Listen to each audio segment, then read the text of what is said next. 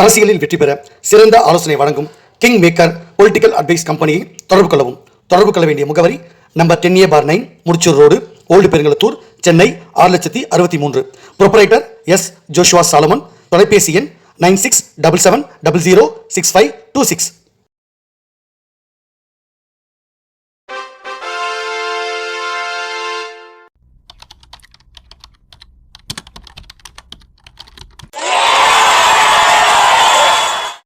உலகத் தமிழ் ரசிகர்கள் அத்தனை பேருக்கும் என்னுடைய பணிவான வணக்கம். நான் செந்தில்குமார்.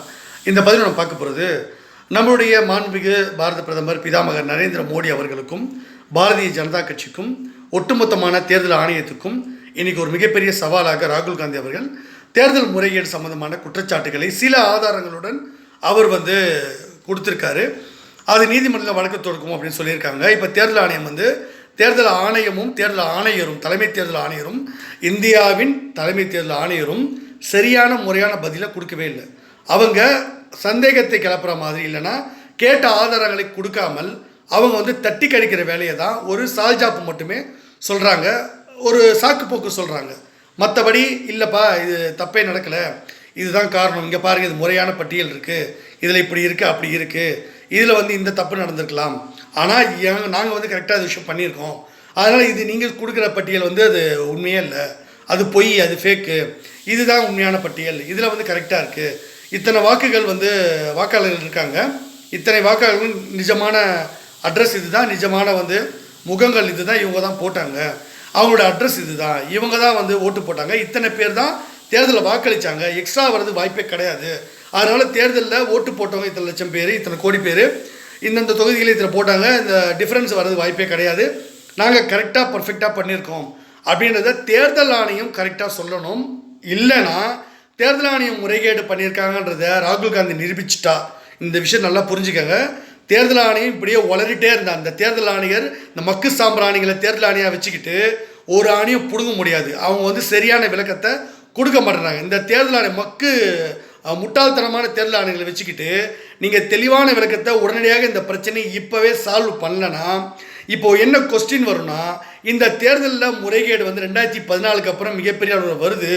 அப்போ மோடி அவர்கள் பிரதமராக வந்ததுக்கப்புறம் தான் பிஜேபி தொடர்ந்து ஜெயிச்சுக்கிட்டே வருது, அவர் பிரதமராக வந்துகிட்டே இருக்காரு.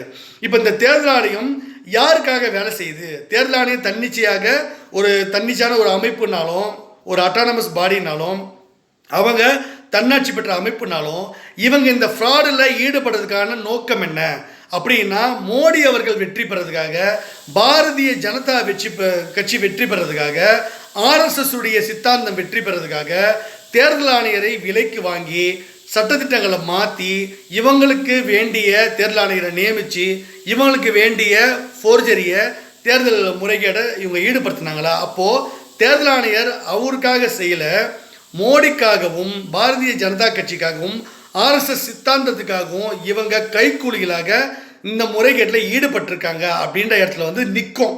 இப்போ இது மக்கள் புரட்சியாக மாறி, இப்போ ராகுல் காந்தி கத்துறது ஒரு மாநிலத்தில் ஏதோ பேசியிருக்காரு நீங்கள் நினைக்கிறீங்க. இது கொஞ்சம் கொஞ்சமாக டெவலப் ஆகி இந்தியா முழுக்க ஒவ்வொரு குடிமகனும் நான் ஓட்டை போட்டு என்னோடய ஓட்டை எப்படி நீங்கள் திருடலாம், மோடிக்கு என்ன பவர் இருக்குது, நீங்கள் எப்படி இந்த மாதிரி முறைகேட்டு ஈடுபடுவீங்கன்னு எல்லாருமே இந்தியா முழுக்க ஒவ்வொரு குடிமகனும் தன்னிச்சையாக எழுந்தான்னு வச்சுக்கோங்க. இது மக்கள் புரட்சியாக மாறிச்சுன்னா பாஜகன்ற கட்சிக்கு நெருக்கடி, மோடி அவர்கள் வீடை முற்றுகையிடுவாங்க, தேர்தல் ஆணையத்தை முற்றுகையிடுவாங்க, எல்லாருமே ஒன்றா சேர்ந்து எல்லா அரசியல் கட்சிகளும் பொதுமக்களை ஒன்றா சேர்ந்து ரயில் மறியல் பண்ணுவாங்க, எரிப்பாங்க, பஸ்ஸை எரிப்பாங்க. ஒரு மிகப்பெரிய நாடு தழுவி ஒரு போராட்டமாக மாறிச்சுன்னா மோடி அவருக்கு ராஜினாமா பண்ணிட்டு போகிறது ஒரு வழி இல்லை. இப்போ மோடி அவர்கள் ஏன் அமைதியாக இருக்கார்? தேர்தல் ஆணையர் சரியாக பதிவு சொல்ல மாட்டாங்கன்னா மோடி அவர்களுக்கு என்ன பிரச்சனைன்னா, இப்போ அவருடைய பதவி காலம் முடியுது, அவர் 75 வயசு பூர்த்தி ஆகுது, நம்முடைய கட்சியோட பைலா படி அவர் இப்போ 75 வயசு மேலே இருக்கக்கூடாதுன்னு சொல்லிட்டு அவரை போக சொல்கிறாங்க. இப்போ மோடி அவர்கள் என்ன பண்ணுறாருன்னா, நான் இங்கேருந்து போகிறேன், அதனால் எனக்கு எந்த ரெஸ்பான்சிபிலிட்டி இப்போ கிடையாது, என்னுடைய ரெஸ்பான்சிபிலிட்டியை நான் ஏற்றுக்க வேண்டிய அவசியமும் இல்லை, இதுக்கப்புறம் இப்போ நான் ரிசைன் பண்ணிட்டு போயிட்டேன்னா அடுத்தது நீங்கள் யோகி ஆதித்யநாத்தோ இல்லை அமித்ஷா அவர்களையோ நீங்கள் வேறு யாரை வேணாலும் நீங்கள் பிரைம் மினிஸ்டராக நீங்கள் RSS முடிவு பண்ணி உட்கார வச்சுக்கோங்க. இப்போ உட்காடுறாங்க பார்த்தீங்களா பிரைம் மினிஸ்டராக, உட்காரும்போது இந்த கலவரம் பெருசாக வெடிக்கும். அப்போது வெடிக்கும்போது அந்த பிரைம் மினிஸ்டராக இப்போ யோகி ஒரு வேளை உட்கார்றாரு, இல்லை அமித்ஷா ஒரு வேளை உட்கார்றாருன்னு வச்சுக்கோங்களேன், இப்போது மோடியை விட்டுருவாங்க. இப்போ மோடி பிரைம் மினிஸ்டர் ஆகிறனால தான் மோடியை கேள்வி கேட்குறாங்க. மோடி அவர்களை பார்த்து ஓட்டு திருடலாம் திட்டுறாங்க. இப்போ மோடி ராஜினாமா பண்ணிட்டு என் டைம் முடிஞ்சிச்சு நான் போகிறேன்னு போயிட்டாருன்னா அந்த இடத்துல யோகி ஆதித்யநாத் பிரைம் மினிஸ்டராக வந்துட்டா, இல்லை அமித்ஷா பிரைம் மினிஸ்டராக வந்துட்டா மோடியை மறந்துடுவாங்க மக்கள். இப்போ என்ன கேட்பாங்கன்னா, நீங்கள் தானே இப்போ பிரைம் மினிஸ்டர், தேர்தல் ஆணையம் வந்து இப்படி நடந்திருக்கு, பாஜக வெற்றி பெறதுக்காக இந்த மாதிரியான ஃபோர்ஜரியில் ஈடுபட்டிருக்காங்க, இப்போ இருக்க பிரதமர் நீங்கள் விசாரணைக்கு உத்தரவிடுங்க, நாடாளுமன்றத்தில் இதற்கான ஒரு தீர்மானத்தை போடுங்கன்னு நெருக்கடி கொடுப்பாங்க. இப்போது மக்கள் புரட்சி பெருசாக வெடிக்கும் போது அங்கங்கே மாநில ரயில் பற்றி எரியும், பஸ்ஸு பற்றி எரியும், மக்கள் வந்து பெரிய போட்டை ஈடுபடுவாங்கன்னா நாடு ஸ்தம்பிச்சு போய் நிற்கும். இது உலக மக்கள் எல்லாம் பார்ப்பாங்க. இந்தியாவுக்கு ஒரு மிகப்பெரிய அசிங்கமாயிடும். பார்த்தீங்களா, பாஜகன்ற ஒரு கட்சி இந்தியாவில் ஒரு ஆளுங்கட்சியாக இருந்துக்கிட்டு இவ்வளோ பெரிய ஃபோர்ஜரியை பண்ணியிருக்காங்க, இது ஜனநாயக நாடுன்னு சொல்லிக்கிறாங்க, ஆனால் ஜனநாயக உரிமையை பறிச்சிட்டாங்க, இவ்வளோ பெரிய ஃப்ராட் நடந்திருக்குன்னு சொல்லிட்டு காரி துப்பம் உலக மீடியாக்கள். இது மட்டும் இல்லை, அந்த பிரைம் மினிஸ்டர் இருக்கக்கூடிய பெரிய நெருக்கடி வரும். இப்போ மக்கள் இவ்வளோ எழுச்சியாக வந்து புரட்சி போராட்டம் பண்ணால் எல்லாரையும் ராணுவத்தை வச்சு சுற்றுலாம் நீங்கள் தள்ள முடியாது, அதுக்கு சாத்தியமே கிடையாது. அப்படி பண்ணால் உள்நாட்டு கலவரம் ஆயிடுச்சுன்னு சொல்லிட்டு அமெரிக்கா நம்ம மேலே போர் தொடுப்பான். அது மிகப்பெரிய ஒரு சிக்கல் வரும். ஏற்கனவே அவங்க ரெடியாக இருக்கானுங்க இந்தியாவுக்குள்ளே குழப்பத்தை ஏற்படுத்த, பாகிஸ்தான் சும்மா இருக்க மாட்டான். அப்போது நீங்கள் பேட்ரியாசிட்டம் சொல்லவே முடியாது, நாட்டு பற்று நாட்டை காப்பாற்ற வாங்கன்னா அப்போ நீங்கள் சொல்ல முடியாது, இராணுவமே செயலிழந்து போயிடும். ஐயோ எங்களால் ஒன்றும் பண்ண முடியாது, மக்கள்லாம் கொல்ல முடியாது, நம்ம நாட்டு மக்கள் நம்மளே எப்படி கொல்ல முடியும், இது வந்து வேலைக்கு ஆகாது அப்படின்னு சொல்லும்போது, அப்படி ஒருவேளை நீங்கள் தப்பான நடவடிக்கை எடுத்து பல பேர் நீங்கள் சுட்டு கொண்டா கூட அதோட பாஜக கதை முடிஞ்சுது. ஆர்எஸ்எஸ் பாஜகலாம் கதை முடிஞ்சிடும். மக்கள் வந்து உங்களை துரத்தி அடிப்பாங்க, நாட்டை விட்டு நீங்கள் ஓட வேண்டியிருக்கும். பாஜகவோட முக்கிய நிர்வாகிகள், மூத்த நிர்வாகிகள், ஒட்டுமொத்த பாஜக அலுவலர்கள் தாக்கப்படும், நிர்வாகிகள் வீடு தாக்கப்படும், பற்றி எரியும். இந்த நிலைமைக்கு வர்றதுக்கு விடக்கூடாது. அப்போ நான் என்ன சொல்கிறேன்னா, இதற்கான தீர்வை இப்போவே மோடி அவர்கள் சொல்லணும். மோடி இப்போ சொல்ல மாட்டார், மோடிக்கு தெரியாது, அப்படியே தெரிஞ்சாலும் சொல்ல மாட்டார். ஆக்சுவலாக தெரியாதவருக்கு, தெரிஞ்சாலும் என்ன தெரிஞ்சாலும் அவருக்கு நான் சொன்னதானே அவருக்கு தெரியும், அவருக்கு தெரியாது, அதனால் சொல்ல மாட்டார்.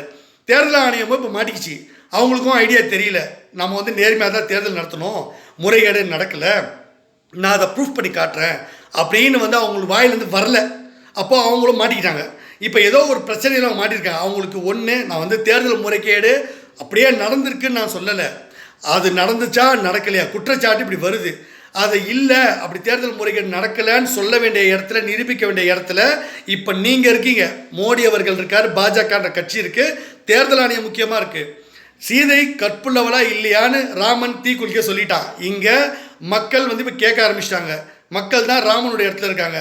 சீதையே, அதாவது பாஜகவே, தேர்தல் ஆணையமே, நீ சீதையாக கற்புள்ளவன் சீதையாக இருந்தால் நீ தீக்குளிச்சு நிரூபின்றாங்க. இப்போ தீக்குளிச்சு நிரூபித்து ஆகணும்.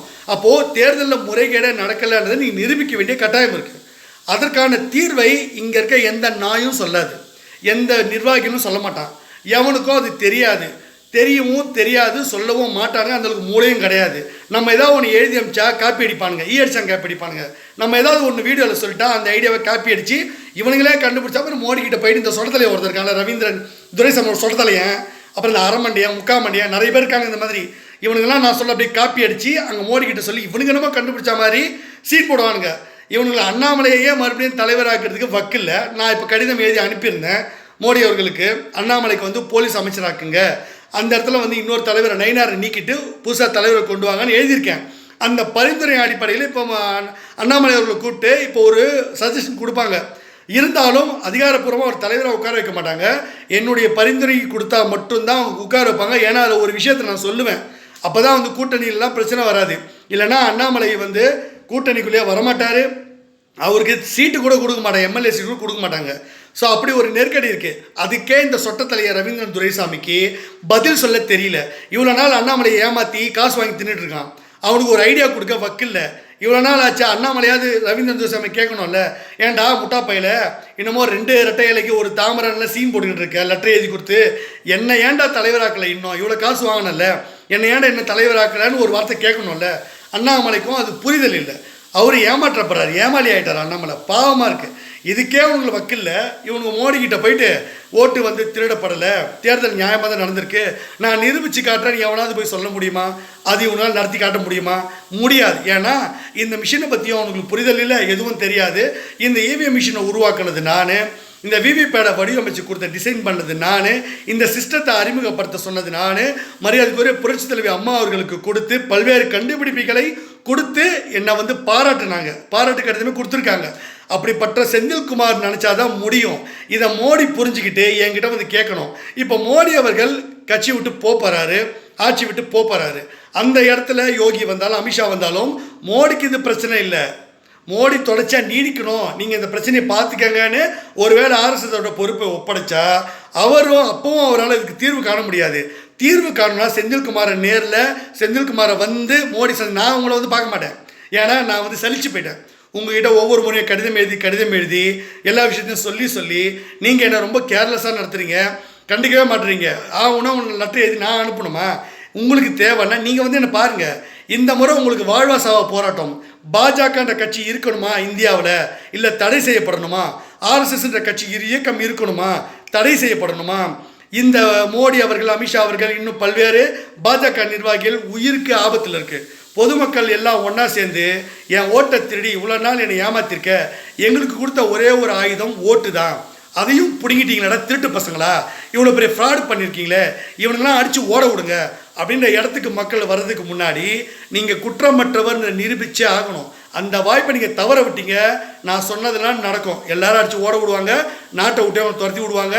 அந்தந்த நிர்வாகி வீடு பற்றி எரியும், உங்களை அடித்து கொலை கூட பண்ணுவானுங்க. மக்கள் கோவம் வந்தா இந்தியா முழுவதும் எல்லாம் ஒன்றா சேர்ந்தான கட்சி பாஜகன்ற கட்சி இனிமேல் இந்தியாவில் செயல்படவே முடியாது. ஆர்எஸ்எஸ் இதை ஒட்டுமொத்தமாக முடிச்சிருவாங்க. இதை தான் ராகுல் காந்தியும் சொல்லியிருக்காரு. அடுத்த தடவை நான் வந்தேன்னா உங்கள் எல்லோரும் காலி பண்ணுவேன்னு. அப்போது நீங்கள் தப்பு செய்யலைன்னு நிரூபிக்க வேண்டிய இடத்துல இருக்கீங்க. அதை மட்டும் நீங்கள் செய்ய தவறிட்டீங்க, மொத்தமாக காலிடா.